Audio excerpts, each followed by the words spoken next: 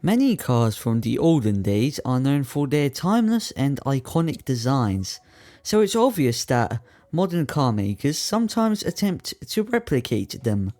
There are many cars with designs reminiscent of classic cars, and today we'll be talking about them. Today's video is all about the many retro designed cars.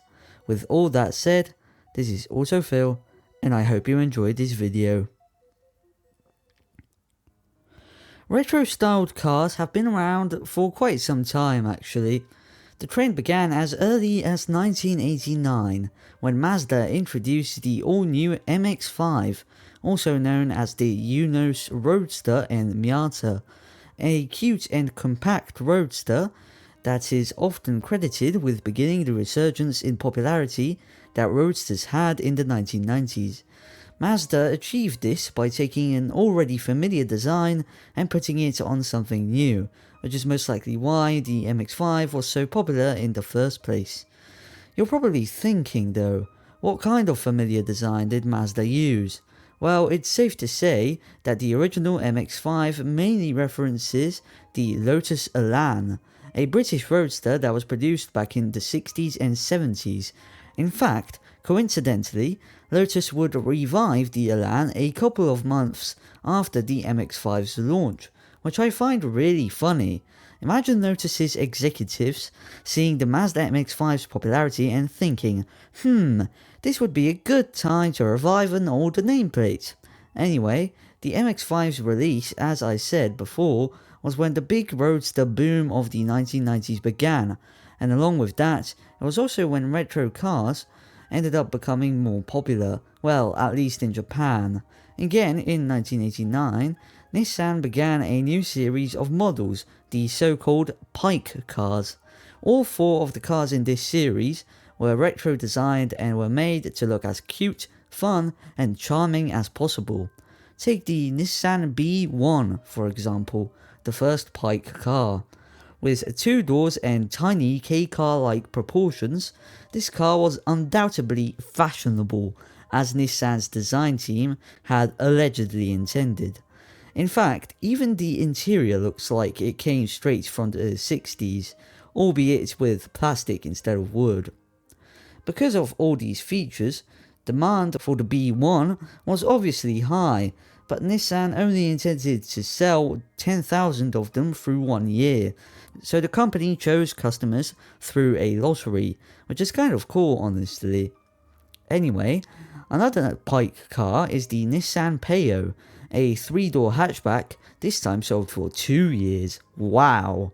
With a design similar to the original Mini, the Payo, surprisingly enough, ended up having more sales than the B1, with over 30,000 being made. When it comes to any fun facts about this small automobile, the Payo was actually capable of seating up to 5 people and was available with a sunroof. Anyway, next up from the Pike cars is the Nissan Figaro, a 2-door cabriolet which this time was sold for less than a year, but somehow managed to shift over 20,000 units. The Figaro is arguably the most luxurious Pike car yet, not only because of its chrome trim or weird roof, but also because of the interior, which actually looks like an interior you would see in a 1950s model. I mean, this tiny convertible has leather seats, a chrome-trimmed speedometer and tachometer, AC, a CD player, and a cassette tape player. Need I say more? Anyway, I said before that over 20,000 Figaros were made.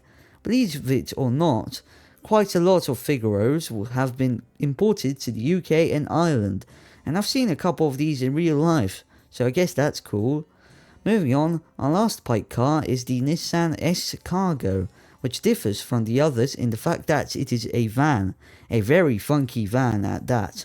The S-Cargo is filled with references in not just its design but also its name. First of all, the S-Cargo's design calls back to the Citroën 2CV fourgonette, which I can imagine is obvious thanks to both cars' proportions.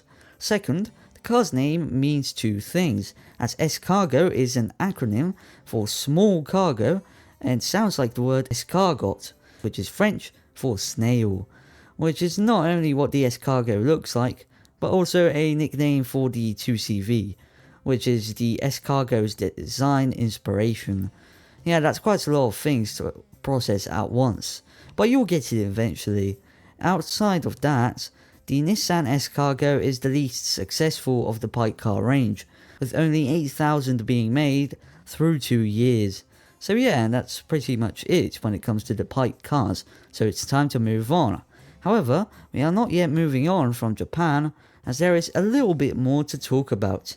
There are obviously other retro-styled cars that were made there during the 90s, one of which being the Daihatsu Mira Gino, produced from 1999 until 2009.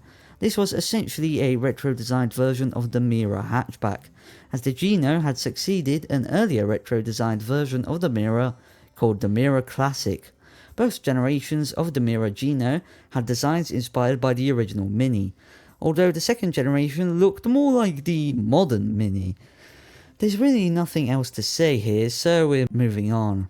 Another car that ended up getting the retro treatment was the Subaru Vivio, which had a version called the Vivio Bistro, a strange name indeed.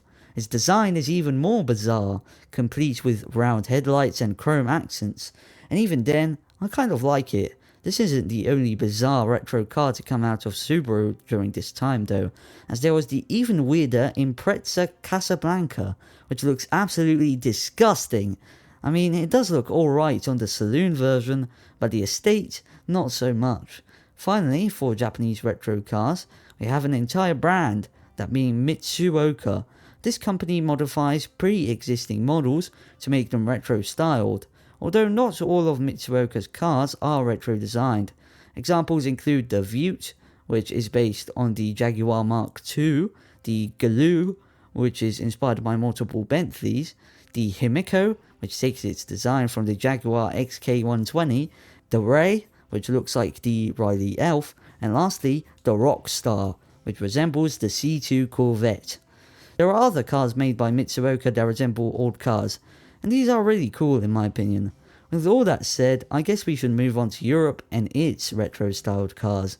Volkswagen is mainly thought to be the original pioneer of retro cars in Europe, having launched the new Beetle in 1998, inspired by the original Beetle. Unlike its namesake, the new Beetle is a front-engine city car primarily aimed towards women in their 20s, and yeah, it's not a very good car. The new Beetle was popular anyway, as it was sold until 2011, for over 10 years, when its successor, simply called the Beetle, was introduced. This Beetle was also front-engine, front-wheel drive, and strangely enough, was built by VW of Mexico. It ended up having a shorter lifespan than the new Beetle, finishing production in 2019, only 8 years after its debut.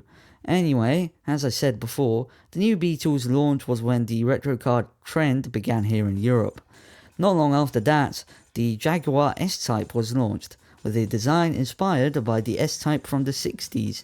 Around the same time, BMW introduced two retro-styled models, the first of which being the Z8, which was inspired by the BMW 507.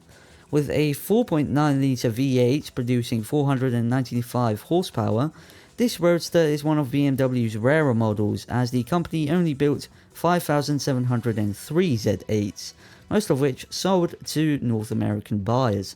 Personally, I really like the Z8, and it's a shame more weren't built. I'd love to own one in the future. Anyway, the other retro-styled model made by BMW during this time was none other than the new Mini.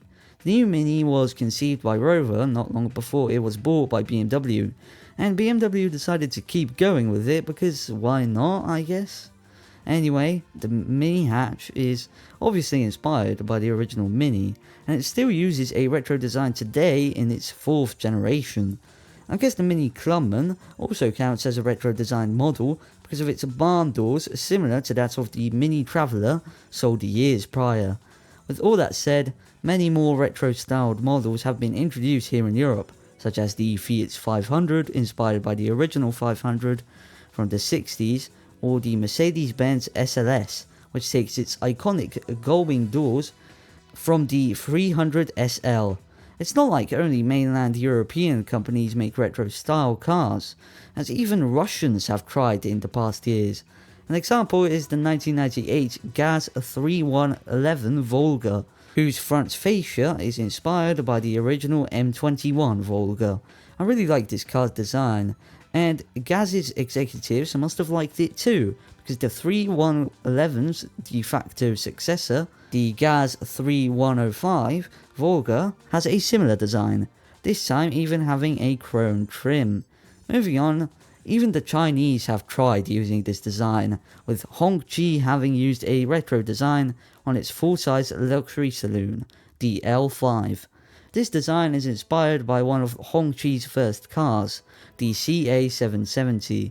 Even entire brands are dedicated to retro designs, such as Morgan, whose entire model range looks like it came straight out of the 60s. Now then, I also haven't talked about any American manufacturers. Well, some have used retro designs on their cars, but most are considered to be absolutely awful. Take the Chrysler PT Cruiser for example. It attempts to replicate the looks of a 1930s hot rod, but to no avail, looking as if it was designed by a 4-year-old. And don't even get me started on the convertible version, my goodness. At least the GT version is cool. Anyway, there was also Ford's attempt at reviving the Thunderbird nameplate with the 2002 Thunderbird. And while it was well received, and it is actually pretty good looking, the new T-Bird didn't sell well enough for Ford to consider it a success, so it was axed after just 3 years on sale with nearly 70,000 units sold. Outside of that, another retro-styled American car was the Chevy HHR, a funny-looking estate with a design harking back to the 1947 Suburban and the Advanced Design pickups. The HHR was a critical and sales success, not only because of its practicality, but also because of its unique design, which actually wasn't as bad as some other Chevrolet model. This car also had an SS version alongside a panel van version, which also had an SS version. Yes, that's right, a sports panel van, who could have imagined. Anyway, I guess that should be enough about American retro style models. In fact, that should be enough for the entire video. There's way too much to talk about in this topic without making this video over 20 minutes long, even if it may already be quite long. However, I assure you that there will most likely be a part 2, so look forward to that. Anyway, I hope you enjoyed this video, and if you did, make sure to like and subscribe. If you have any video suggestions, feel free to leave them in the comment section down below. Oh yeah, and if you thought I missed any cars in this video, also feel free to share them with me. With that, this is AutoFil, see you later.